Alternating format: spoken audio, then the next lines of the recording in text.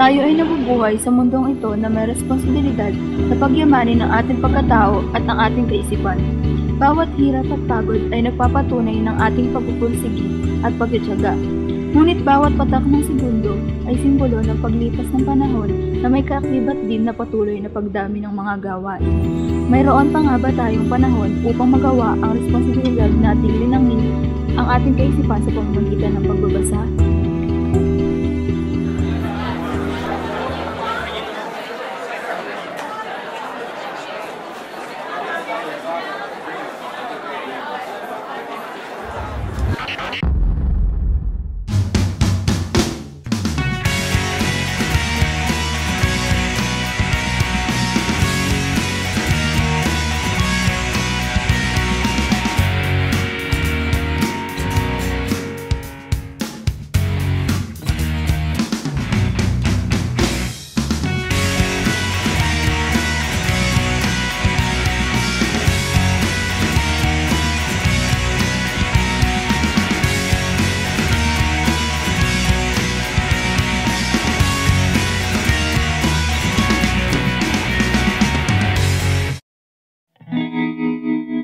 Maraming dahilan kung bakit nakaliligtaan natin ang pagbabasa. Sa narito ang pagiging abala natin sa iba't ibang bagay, tulad na lang ng Facebook, pag-aaral, makikipag-usap sa mga kaibigan.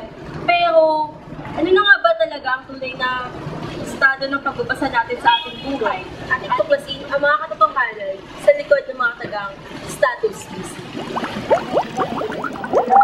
Meron. Ano naman po ba sa mga Pilipinos ka, sa Bantido na. Ano po yung mga nakikita niyo dahilan kung bakit bukod na sa mga dyaryo o kaya yung mga nilalap niyo po, wala na po kayo ng mga bakit wala po kayo ng Ngayon kasi yun nga, security na ako, bali dito na ako na focus sa akin.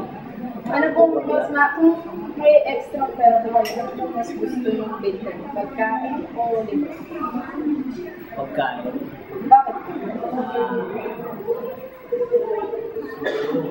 Sa akin na, pagkain. Bakit? Kasi may asawa na ako. May pamilya. Thank you po. Kuya, nagbabasa pa po ba kayo? Kahit yun. Ano po? Araw-araw, madalas po ganun. Minsan sa isang araw bago matulog. Bakit po di na kayo nagbabasa ng araw-araw? Kasi pagod na ako minsan parang makakapag. Buong araw po ba kayo? Pagkama minsan, uwi ko, alas 11 ng gabi. Minsan, launa. Kulang po sa time. Kulang po sa oras. Hindi na ako makagawa ng minsan. Minsan nga, madaling araw. Ilang oras lang ang tulog ko. Kailangan kasi may apo ko. Araw-araw, gagat. Kaya Karaniwang tao, hindi kakunti o sapat na kita. Napakahalaga ng paglalaan ng maraming oras sa paghahanap nila para matugunan nila ang pangangailangan ng kanilang mga pamilya. Dahilan kung bakit halos hindi na pagtuturan ng pansin ng pagbabasa. At kung may pagkakataon man, mas malaki yung posibilidad na mas tatangkilikin nila ang mga bilis na babasahin o ang mga madaling unawain.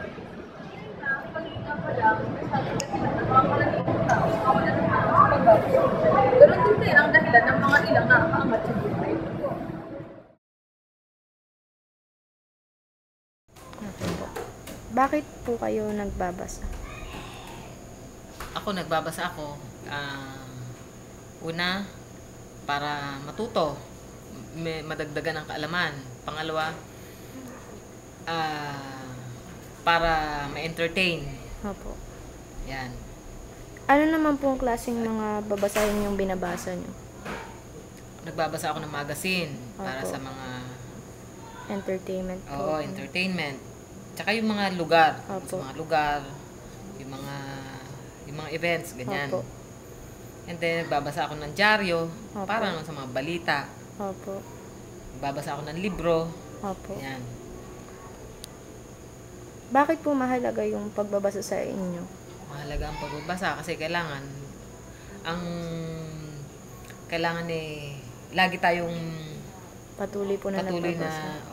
patuloy tayo, kailangan natin patuloy na magbasa para Opo. yung kaalaman natin ipatuloy na madadagdagan. Opo. Tsaka pag nagkakaedad po. Pag nagkakaedad ka na, kailangan mo talaga. Parang yung exercise na rin ng memory yan. Opo. Yun. Tsaka ano po yung maipapayo niyo dun sa mga kagaya niyo pong busy sa trabaho na wala ng oras magbasa? Siguro may papayo ko doon. Wag nilang ialis sa wag nilang alisin sa sarili nila yung pagbabasa kasi nga mahalaga talaga yon. Malaman nila kung ano nangyayari sa kapaligiran natin, kung ano na yung mga issues na nangyayari. Opo. At saka isa pa, kahit nasaan sila pwede sila magbasa. Halimbawa, nakasakay sila sa sasakyan, Opo. pwede sila magbasa. Travel sila, pwede sila magbasa. Doon, kahit sa ganung paraan, Time management. oo, time management yun. Opo. Thank you. About science, news, current event. Ba't ka nagbabasa? Of course, para maging socially aware. Kasi yun naman yung dapat ginagawin ng kabataan. Since tayo yung backbone ng society. Hindi mo ba ginagawa din yun ng ibang tao? Kung ibang kabataan? Kasi yung generation natin ngayon, grabe, di ba? Parang hindi na yung priority ng mga kabataan. Why do you think na hindi na siya priority ng mga kabataan? Iba-iba na yung priorities and dahil sa generation gap. Ayon sa mga nasaliksik naming impormasyon, ilan sa mga karaniwang dahilan kung bakit na isasantabi ang pagbabasa ay ang mga problema katulad na lamang ng kakulangan ng mga silid-aklatan, kawalan ng interes, kahirapan, at higit sa lahat, pagbibigay ng prioridad sa mga bagay na itinuturing na mas mahalaga.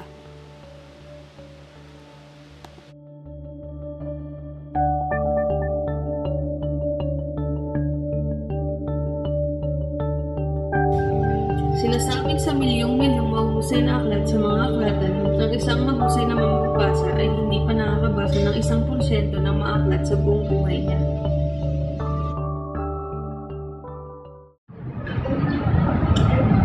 Ang isa sa mga pinakamahalagang puhunan ng tao ay ang kanyang talino. Sa pamamagitan ng pagbabasa, nahahasa ang katalungan at pag-iisip upang magamit sa mga bagay na makabuluhan at nakapagdudulot ng kaunlaran. Kailangan ng masisidhi at malawakang pagbabasa na makapagbubukas sa mga daan tungo sa lahat ng karunungan at disiplina, katulad na lamang ng siyensya, agham panlipunan at iba pa.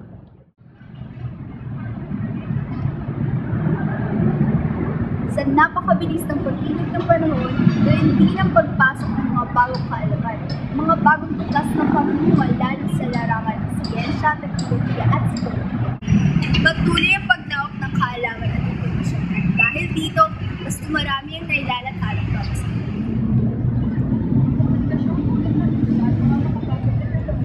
Ay isang matagupay na paraan upang matamo ang kahit anong buti ng mga ito, hindi pa rin natin mapag-aal ng pangalan ng kalagahan ng itong buti.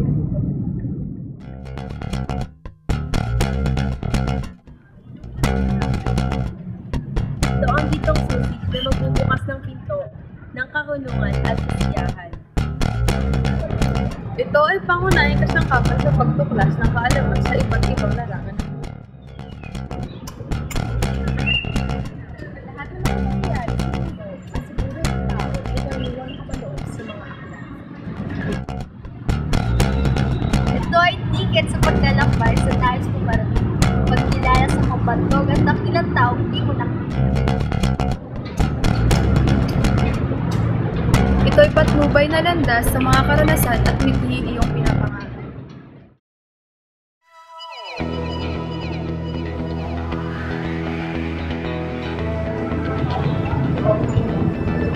Kung gusto, may paraan. Kung ayaw, maraming dahilan. Yan ay ilan lamang sa mga kasabihang ating narinig. Ito ay nagpapahiwatig na nasa atin ang desisyon kung paano isasagawa ang mga bagay na ating ninanais. Huwag nating palagpasin ang pagkakataong inilaan sa atin upang matuto.